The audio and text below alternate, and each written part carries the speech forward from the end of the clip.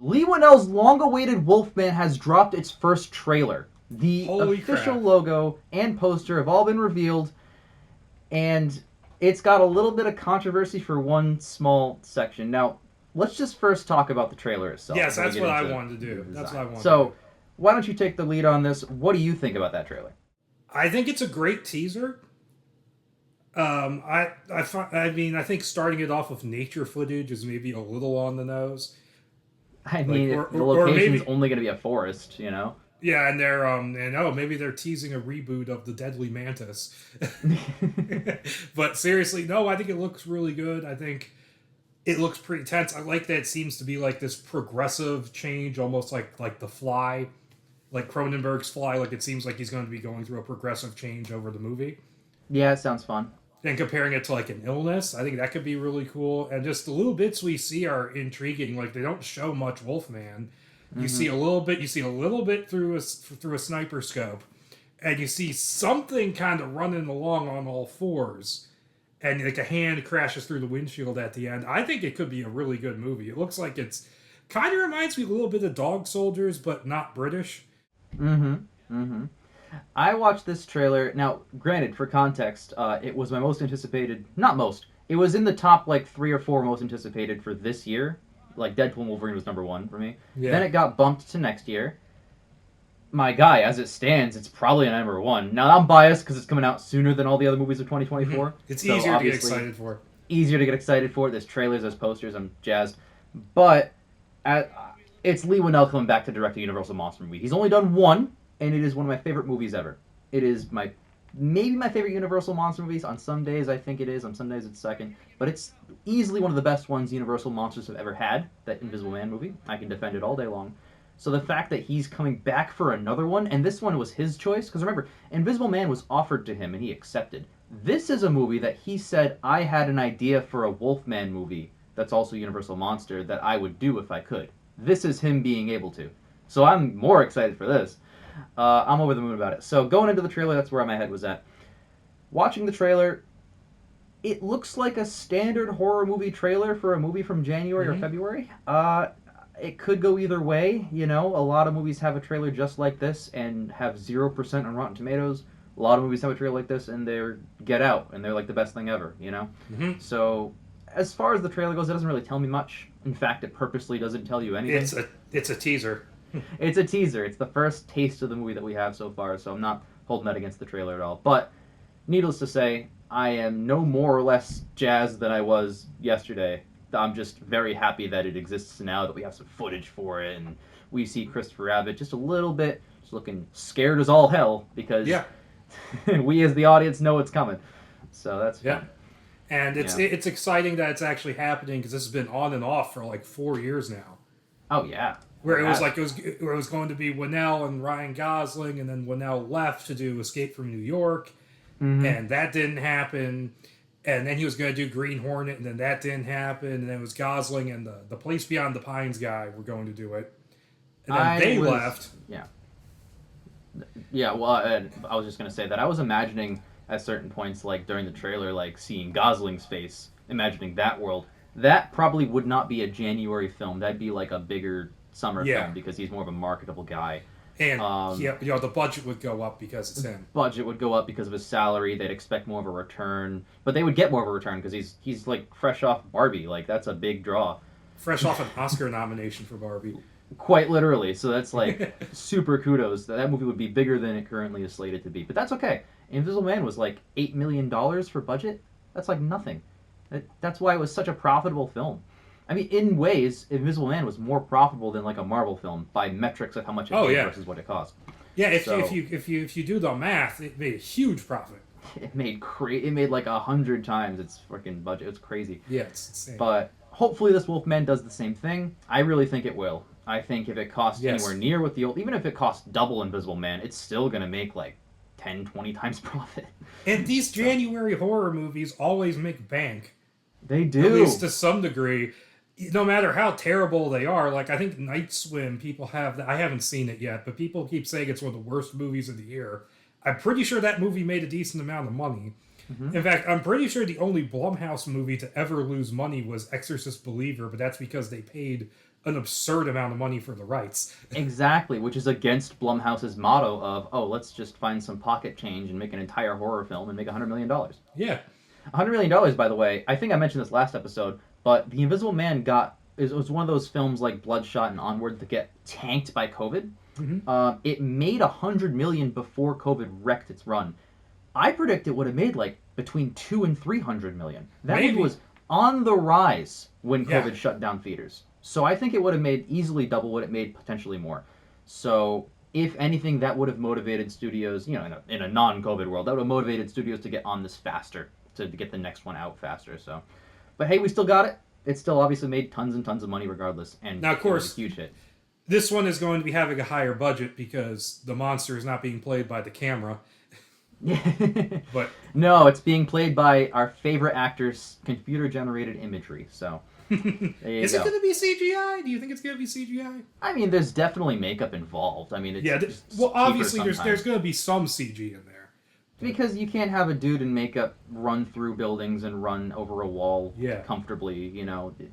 Wires can only go so far. I mean, it's 2024. There's going to be CG in there somewhere, even if it's minimal.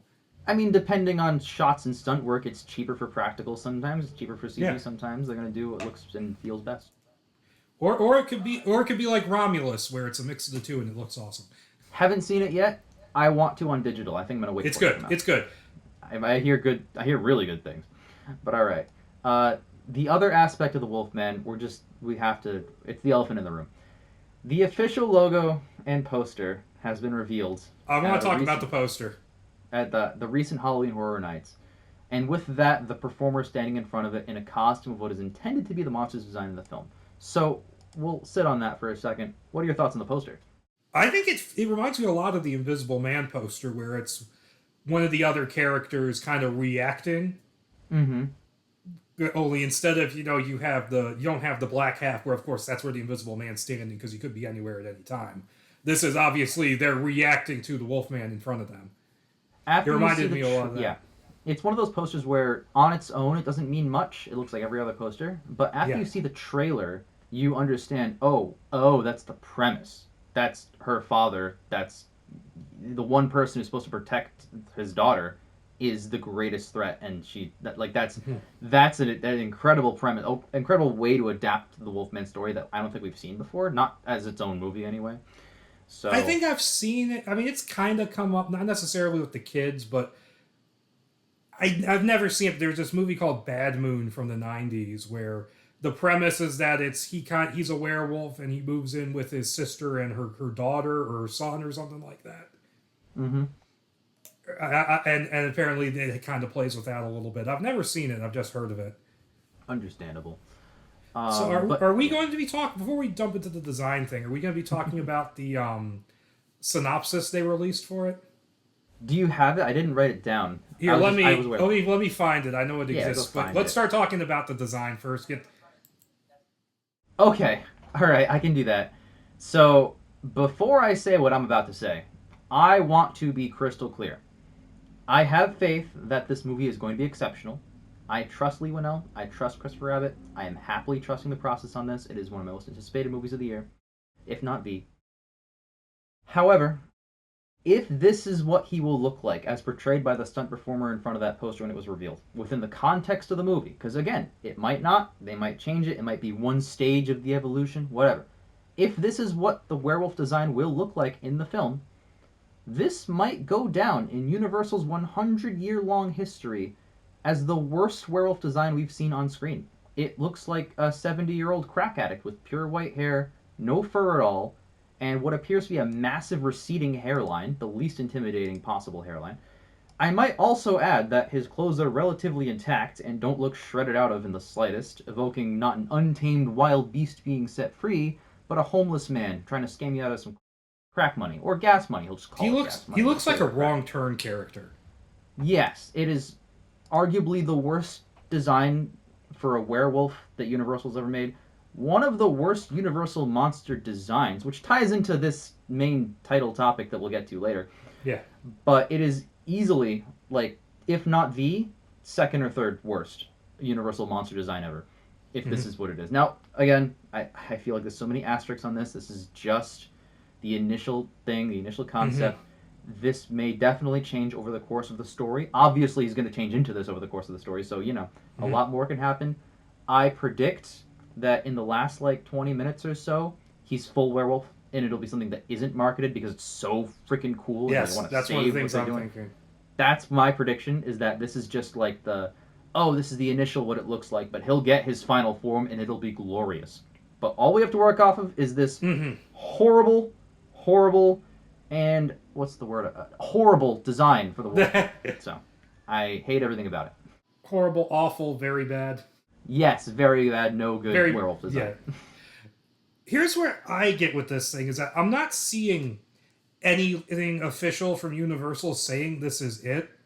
And so my bullshit sensor is kind of going off because it's all just random people on Twitter saying, trust me, bro, this is totally what the design is going to be. Well, let me ask you this. If it's not it, why did Universal do this? And why have they not released anything else except this? Well, Universal didn't release it, though. It's all random pictures from random sources. No, this is official. It's because, so that image, that Twitter video of the dude standing, that revealed the poster before the poster was officially revealed. So that's official as official gets. That's not some dude dressed up in Halloween makeup running around, not part of Universal or anything. But the other thing is that there's so much more. Also, there's two different versions of it. I don't know if you've seen them. There's the one I see where he's not dancing, but kind of posing and being kind of scary, running around. There's one where it's a picture of him standing in front of the poster, and which apparently was at Orlando. And then there's another one which is apparently video from the ride that this is part of. So they're not the same? They look similar in design, but they look distinctly different. Really? I did not notice. I probably saw the photos and video in the same post I haven't looked at them in a week, but they looked different. They didn't look exactly the same. Now, it could be because it's different stunt performers in the makeup. Well, let's say it is. Let's go with that. Let's say it's one in Orlando, one in California. I don't know where. Yeah, Hollywood, I think, is where the other one was supposed to be. Then if that's true, that means Universal definitely planned this as a marketing thing and put them in two different places at once and said, here's our makeup, here's our design, this is the design we're going with. That further cements that this is the design they're going to keep marketing. So if they did the same thing twice at the same time in two different places of the country. So, I don't know. But I think there's a couple of different things it could be. It could be a stage in the transformation. It could be the werewolf that bites him, and that's why he's all old and kind of haggard looking. I don't think so, because if you look at the trailer, the only part of the trailer that shows werewolf is that hand slamming down, and that looks a lot like that old decrepit hand. It does look a little bit like the hand, yeah. So it's hard to tell from the little glimpse we get, but yeah, it does look a lot like that hand. It's just weird. I'm not going to write off the movie because of it. No, there's so much. I mean, we don't have context for it yet. Is the problem? And that's exactly it. Yeah. And I'm seeing so many people making shit up about I think they're going to make it into he just has a weird form of rabies and he's not actually a werewolf, whereas the description in the synopsis says there's going to be a werewolf, so I don't know where you're getting this bullshit from. So, regardless of story, you can write in or not write in whether he has rabies. The design is still unrelated. You can make whatever design you want. It's a fictional beast. But, it's not a real thing. I think it's going to be a stage in the transformation. That's what I think it's going to be. Yes, I believe so. In fact, I will even go so far as to say the bulk of the movie, him being a werewolf, the bulk of his time as a werewolf might even be a design like this. But I still think there's that. I think it's 20 minutes. I'm imagining a runtime. I think it's the last section, most of the last act before they probably kill him or whatever, is going to be him as awesome werewolf.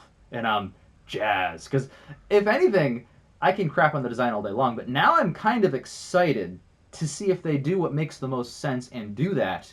Because now I'll be going to this movie and being like, okay, I've seen literally 0% of the final design. This is what I'm here to see. This is why I got my ticket. This is why I set my day off. Thursday night premiere. This is what I'm here for. I'm jazzed for it. So that's exciting to me, that prospect. I mean, how many monster movies do you see? Not to go off on this too long, but how many monster movies do you see where you don't know what the monster is going to look like from posters or trailers or anything? They give you something, but you're pretty sure it's going to be something even better than that. That's cool. I've never been in that position. I can't think of one anyway. Yeah, and then you've got Last Voyage of the Demeter, which is, here's Dracula on the poster. Yeah, exactly, yeah. So, it's like a paradox, because, how do you make a movie with surprises and twists and stuff, but you need to market it to as many people to make the most money, so you have to pick the best parts and put them in the posters and trailers to get butts and seats, that's always a guessing game. Like Marvel can play that really well because they have like a built-in fan base. They know they're going to see the next movie. They don't have to market all of the third act. You know, Endgame made over $2 billion. They didn't show anything from the second half of the movie. Yeah, So, and sometimes they make fake Lego sets to throw you off. yeah, right. But like Marvel can get away with that. Blumhouse can't. Like they're a name and a brand, but they don't have that level of fan base. It's not one big story. Yeah. They have to sell each movie on their own. So I understand the picking and choosing. Again, I think we're both right on this. I think the main theory that's prevailing is that this is a stage, probably the most time that he's going to spend as the werewolf is going to be as this like old man looking thing. And it's going to be like it could be like the midsection of the movie is going to be maybe this. Right, and that's where it causes the most like drama and terror and stuff. And that is the part they chose. Okay, we'll put this in the posters and trailers to market so people will think it's a, they'll see a monster. They're like, I like monster movies, let's go see it. Mm-hmm. So they'll have seen it regardless, no matter what the design looks like. But they're also holding just that one trump card close to their chest of like, this is what the werewolf's actually going to be, and it's going to be so fun. Because also remember with the Invisible Man, they didn't tell you what the Invisible Man was going to be like in it at all. Like, I mean, I remember there was an interview where they asked Lee Winnell about it, and he played cagey about it. Now, I had been spoiled about the invisibility suit thing because there was like a casting sheet that came out, and it said, oh, he made a fortune making an invisibility suit for the United States government or some shit like that. And I'm like, oh, they're going there? Yeah, exactly. But I think at worst what this movie will be is it will be, even if there is no final wolf like we're talking about, it will be a solid movie with a weak design. Yes, and I think that's kind of like what the Child's Play remake was, where the movie was good, but the Chucky was really weird looking. I'm like, why'd you do that?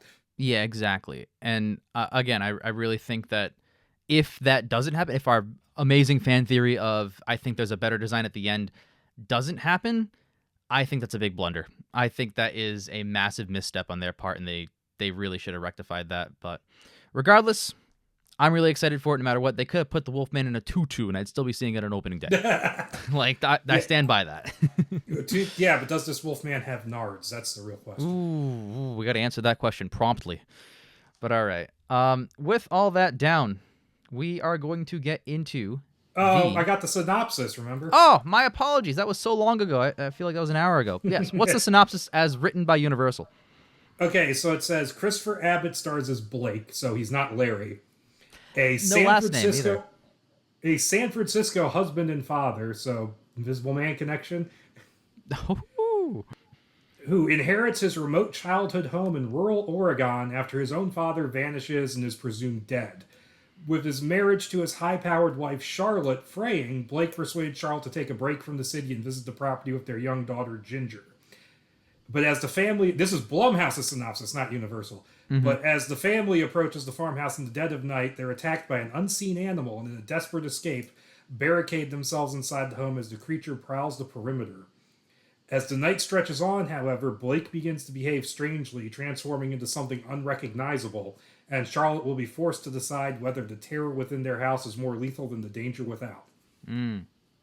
So I think that gives away a huge thing. Yes, that is an expanded version of the synopsis that we've kind of known about for the past, 4 or 5 months, where it's the dad. Because CinemaCon in, summer revealed a little bit of footage to people that went, and people describe footage. And it's usually, everyone online is always like, oh, what Marvel movies did they describe? And I'm looking for that, too. But this was also there, and I'm like, a little bit more about that. So, yeah, they described that a little bit, where the premise was the father getting turned and trying to protect his family from now himself. And that's going to be a really fun time. The most interesting part to me was something I didn't even pick up. You made a passing comment at the start of that description. It's in San Francisco, and you went Invisible Man connection. That made me think that whole speech where it's like, oh shit, why else would they have put it also in the same place as that, if not to do that? I think they're going to do that thing where, and they're playing it nice and coy, there'll be one news article in the background of one shot about Adrian Griffin. There's going to be something. It's not going to be Prodigium. There's not going to be fucking Elizabeth Moss showing up trying to kill the Wolfman in an invisible suit. I think that'd be the worst possible ending because it's not time for that That would yet. be... Oh, she shows up and goes, Aloha. Aloha, yeah. A reference to last episode. My God, viewers, please watch the unmade Universal Monster movies. And then he gives her the finger. Yeah. I put the last page of that script just in there. I don't care if Universal sues me. But commentary and criticism purposes, it's fine. But yeah, no, so I really think San Francisco ties into that, or eventually it will. I think potentially Lee Winnell / Blumhouse, if they keep doing this, I think they'll keep doing more Universal Monsters. They're going to do like 4 or 5 or 6 more, maybe not that many, and then make whatever their interpretation of a house movie is. And maybe that'll be it. Maybe that'll be the end of it. I don't know. And meanwhile, mainline Universal is going to make like 6 more quasi-Dracula movies. Yeah. Yeah, it's crazy. When you give creators freedom to choose any monster, you just keep freaking choosing Dracula and nothing else, huh? So, whatever. But all right. Well, with that down, unless you have more to add to the... Well, I had one more thing about the synopsis. Please. I don't want to hold you back. They mentioned the fact that Blake's father is missing, presumed dead. You think they're going to do the same twist from Wolfman 2010? Missing, presumed dead... What was the twist where he was missing? It's been a while since I've seen that movie. His dad was the Wolfman. Oh, that specific twist? No, definitely not. You don't think his missing father in this new one is going to be the werewolf that bites him? No, because that's the only interpretation of the Wolfman in Universal's canon that's done that. So you would literally be remaking arguably the biggest, most significant twist from the remake and no other version of the Wolfman. And I don't think Lee Winnell desires to do that at all. Mm-hmm. Also, not for nothing, but the premise you illustrated where it's the father protecting his family, his dad's not relevant at all to that story. I mean, at least in the Wolfman, whether it's the 1940s movie or the 2010 remake, his dad was highly relevant to the story. He was a supporting character in both. So making him the Wolfman, I think, was 2010 improving on 1941's Wolfman. That's an aspect that did it better. That would do it so much worse in this premise, in this context, because it's just completely out of nowhere. I don't think it's relevant. And, it would be pretty cool if there's a scene where he finds like the other Wolfman's nest in the woods, or like his dad's like corpses in there. That would be pretty cool. Yeah, interesting. I mean, I don't know. It depends on how the movie starts. Like maybe if he moves into his dad's old cabin, maybe it killed his whole family. I don't know. Whatever. But it's his old family home in the Oregon woods, so I mean, I got alarm bells going off, just saying. And also, I got a couple other things. I like that it seems to be taking place over like one night. Yes, but love movies like that. But going by the trailer, at least, I think it's more going to be like they get there at night, he gets attacked, and then there's some scenes during the next day, and then the bulk of it is going to be the next night where shit hits the fan. Mm-hmm. Yes, I love movies that contain themselves to realistic restrictions, because this would be a one-night affair. It wouldn't be over multiple. I just saw, what the hell was it, 3:10 to Yuma, where they captured the Russell Crowe's character. It's a Prodigium reference. They captured Jekyll. Yeah, and they're like, oh, we're taking him for the 3:10 to Yuma. It's like a bad, like a prison place, 2 days from now.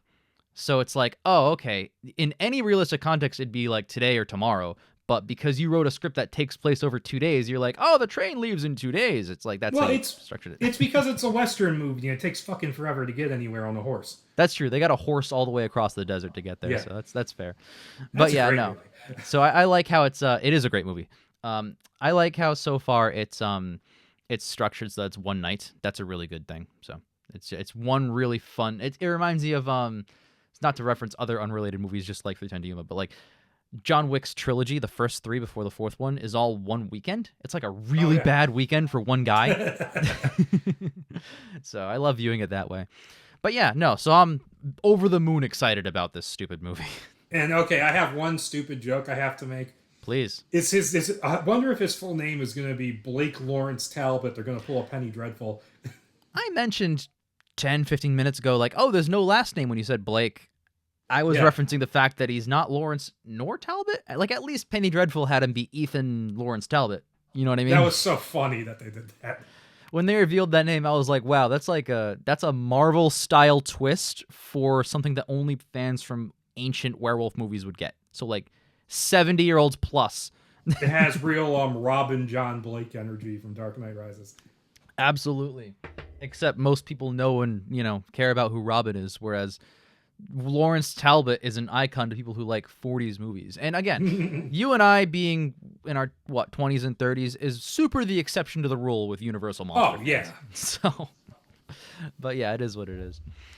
But who knows? Maybe it'll become a thing again with these new movies. I want that more than anything. Yes. Dude, don't even get me started on House of Reboots, man. I want mean, House of Reboots. They're big enough. They're making the whole ass theme park out of it. They are. And if you count the Blumhouse saga as a series, they've had one success rate. Wildly successful. Done. Precedent is set. But yeah.